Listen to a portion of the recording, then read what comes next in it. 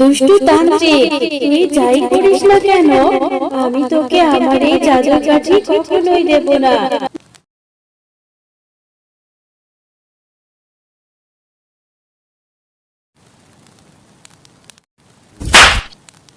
আহ আমার সারা শরীর জ্বলে গেল। আমাকে ছেড়ে দাও, আমার সারা শরীর জ্বলে পুড়ে ছাই হয়ে যাচ্ছে। মা মিনা, কোথায় গেলি রে? এদিকে আয়, আমি একটু বাজারে যাচ্ছি। তুই ঘরের মধ্যেই থাক, কোথাও কিন্তু যাবি না। আমি কিছুক্ষণ পরেই ফিরে আসব। মা, তুমি আমাকেও নিয়ে যাও না মা। আমার ঘরের মধ্যে একা একা থাকতে একদমই ভালো লাগে না। আমিও তোমার সাথে যেতে চাই। আমাকেও তোমার সাথে একটু বাজারে নিয়ে চলো না। মারে, বাইরে যে অনেক রোদ পড়েছে, এই রোদের মধ্যে তোকে বাইরে যেতে হবে না। তুই বাড়িতেই থাক। আর আমার কাছে তো বাড়তি কোনো টাকাও নেই। তুই গেলেই তো আমার কাছে খাবার কেনার ও খেলনা কেনার বায়না করবি, কিন্তু আমার কাছে যে খেলনা কিনে দেওয়ার মতো কোনো টাকা নেই। এজন্য তুই বাড়িতেই থাক মা। মা, আমি তোমার সাথে যেতে চাই। আমি তোমাকে কথা দিচ্ছি, আমি তোমার কাছে কিছু খেতেও চাইবো না, আর কোনো খেলনাও চাইবো না। আমাকে কতদিন তুমি কোথাও ঘুরতে নিয়ে যাও না। তোমার সাথে গেলে আমার একটু ঘোরাও হয়ে যাবে। আমাকে নিয়ে যাও না মা। আমার ঘরে যে একা একা থাকতে আর ভালো লাগে না। এরপর মিনা তার মায়ের সাথে বাজারে চলে যায়।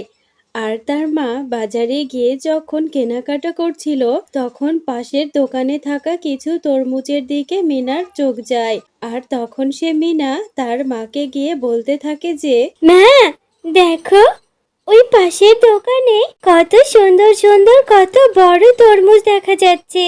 আমার না তরমুজ খেতে ভীষণ ইচ্ছে করছে। তুমি কি ওখান থেকে আমাকে একটা তরমুজ কিনে দেবে? মিনা, এই জন্যই তো তোকে আমার সাথে আনতে চাইনি। ঠিক এসে খাওয়ার জন্য বায়না ধরছিস। আমি যে টাকা এনেছিলাম সেই টাকাগুলো দিয়ে যে বাজার করে ফেলেছি। এখন ওই তরমুজগুলো কেনার মতো কোনো টাকা যে আমার কাছে অবশিষ্ট নেই। আর ওই তরমুজগুলো তো বাঘিনী ভাবি বিক্রি করছে। বাঘিনী ভাবি তো কখনোই বাকিতে তরমুজ দেবে না। তারপরও তুই যেহেতু বলছিস, আমি বাঘিনী ভাবির কাছে গিয়ে দেখি বাঘিনী ভাবি আমাকে যদি বাকিতে একটা তরমুজ দিতে রাজি হয়। এরপর শেফা শিয়ালিনী বাঘিনীর কাছে গিয়ে বাকিতে তরমুজ চাইতে থাকে। বাঘিনী ভাবি, তুমি আমাকে একটা তরমুজ বাকিতে দাও না।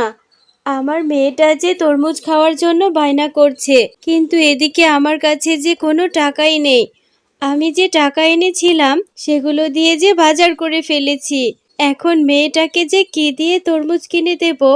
তুমি আমাকে বাকিতে তরমুজ দিয়ে দিলে আমি তোমাকে টাকা পরিশোধ করে দেব। শেফা, আমার কাছে তুই বাকিতে তরমুজ চাইছিস? টাকা নেই তাহলে এত তরমুজ খাওয়ার স্বাদ জাগে কি করে? তুই আমার বাড়ি ভাড়ার টাকাও ঠিক মতো দিস না। আজ 3 মাস হয়ে গেল তোর কাছে বাড়ি ভাড়ার টাকা পায়। তুই আমার বাড়ি ভাড়ার টাকা দিয়ে দিবি। বাঘিনী ভাবি, আপনি তো জানেন মিনার বাবা মারা যাওয়ার পর মেয়েটাকে নিয়ে কত কষ্ট করে সংসার চালাচ্ছি। আমার কাছে যে এখন কোনো টাকা নেই। আপনি আমাকে আর কিছুদিন সময় দিন, তারপর আমি আপনার 3 মাসের বাড়ি ভাড়া একসাথেই শোধ করে দেব। শেফা, রোজ রোজ তোর এই বাহানা শুনতে আর ভালো লাগে না। তুই সব সময় এরকম অজুহাত খুঁজিস।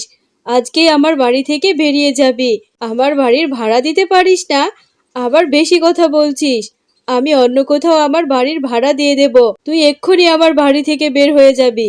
এরপর শেফা শিয়ালিনী বাঘিনীর কথায় মন খারাপ করে মিনাকে নিয়ে সেখান থেকে চলে যায়। আর তারা সেখান থেকে গিয়ে জঙ্গলের রাস্তা দিয়ে হাঁটতে থাকে।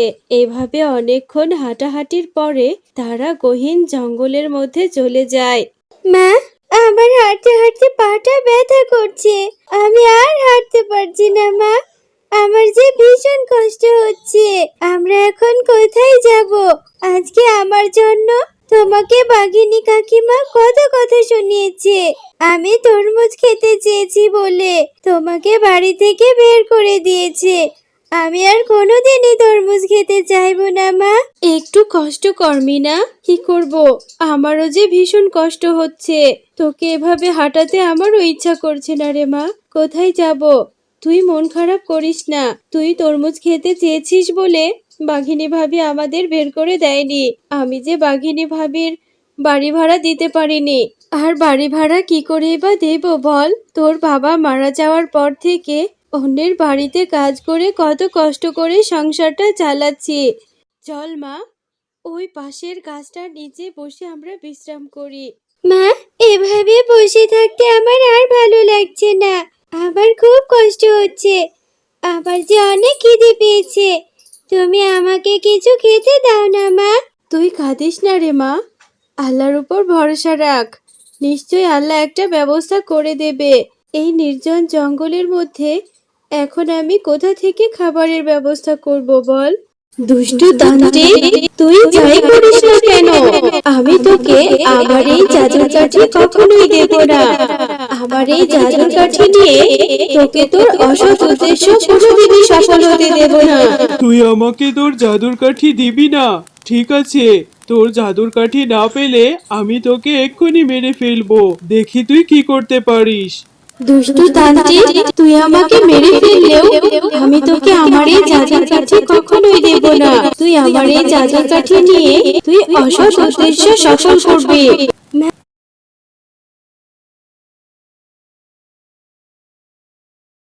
মা, ও মা, ওই যে দেখো না, ওইখানে ওই দুষ্টু তান্ত্রিকটা ওই পরীটাকে বেঁধে রেখেছে। আমাদেরকে ওই পরীটাকে বাঁচাতে হবে। তুমি ওই পরীটাকে সাহায্য করো মা। হ্যাঁ রে মিনা, তুই ঠিকই বলেছিস। আমাদের ওই পরীটাকে যে করেই হোক বাঁচাতে হবে। তুই এখানে দাঁড়িয়ে থাক, আমি এক্ষুনি দেখছি ওই পরীটাকে বাঁচানোর জন্য কিছু করতে পারি কিনা। মা, তুমি যা করার তাড়াতাড়ি করো, না হলে দুষ্টু তান্ত্রিক ওই পরীটাকে মেরে ফেলবে।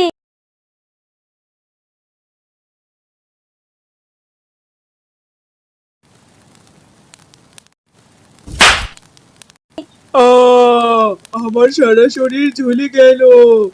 আমাকে ছেড়ে দাও, আমার সারা শরীর জ্বলে পুড়ে ছাই হয়ে যাচ্ছে। তোমাদেরকে ধন্যবাদ, তোমরা আমার জীবন বাঁচিয়েছো।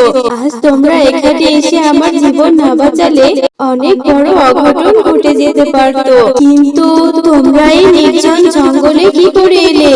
এরপর শেফা শিয়ালিনী তাদের সাথে ঘটে যাওয়া সমস্ত ঘটনা খুলে বলতে থাকে। তোমাদের কথা শুনে আমার ভীষণ কষ্ট হচ্ছে। আমি তোমাদেরকে সাহায্য করতে চাই। এই নাও, এটা একটা তরমুজ বাড়ি। আমি এই তরমুজ বাড়িটি তোমাদেরকে দিয়ে দিচ্ছি। তোমরা এখানে তোমাদের প্রয়োজনীয় সবকিছু পেয়ে যাবে। তোমাদের আর কোনো অভাব থাকবে না। তোমাদের যা খুশি তাই খেতে পারবে। তোমাকে অনেক ধন্যবাদ পরি। তোমার এই ঋণ আমি কোনোদিনই ভুলবো না। শেফা শিয়ালিনী, তোমরাও অনেক ভালো। তোমাদেরও অনেক ধন্যবাদ। আমার এবার যাওয়ার সময় হয়েছে। মা, এখন থেকে আর আমাদের কোনো অভাব থাকবে না, তাই না? আমি এখন থেকে অনেক ভালো ভালো খাবার খেতে পারবো, আর অনেকগুলো তরমুজও খেতে পারবো। হ্যাঁ রে মা, আল্লাহ আমাদের উপর দয়া করেছে। তোকে তো বলেছিলাম, ধৈর্যের ফল ভালো হয়।